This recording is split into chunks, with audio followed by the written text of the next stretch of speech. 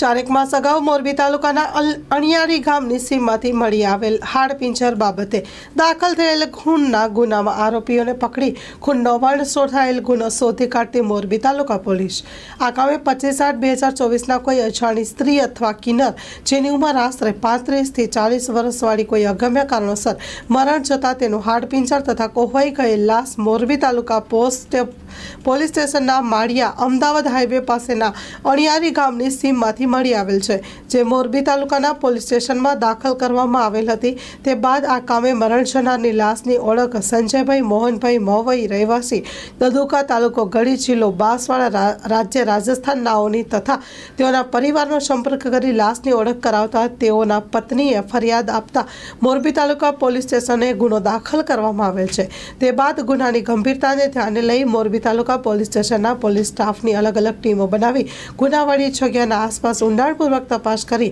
Human source અને technical સર્વેલન્સના મારફતે સદર ગુનાને અંજામ આપનાર રવિભાઈ દેવજીભાઈ ગાબુ જાતે કોડી, સુરેશભાઈ બબાભાઈ ગોરૈયા જાતે કોડી અને તેઓએ બનાવ સંબંધે પકડી પાડી પોલીસ સ્ટેશન લાવી યુક્તિ પ્રયુક્તિ વડે પૂછપરછ કરતા ભાંગી પડેલ અને આ કામે મરણ જનાર સંજયભાઈ મોહનભાઈ મહવઈ રહેવાસી દદુકા બાંસવાડા રાજ્ય રાજસ્થાનવાળા માળિયાથી હળવદ જતા હાઈવે ઉપર અણિયાળી ગામની સીમ પાસે જીવલી કિન્નરનો વેશ ધારણ કરી પૈસા માંગતા હતા। તે દરમિયાન આરોપીઓ મરણ જનારને હળવદ તરફ ખેતરમાં લઈ જઈ બીભત્સ માંગણી કરતા મરણ જનાર સાથે બોલાચાલી ઝઘડો થતા આરોપીઓએ મરણ જનારને પેટના ભાગે છરીના ઘા મારી મોતને નિપજાવ્યો હતો। ખૂન કરેલાની કબૂલાત કરેલ હતી, જેથી ગુનાના કામે આરોપીઓની ધોરણસરની અટક કરી આગળની કાર્યવાહી હાથ ધરેલ છે,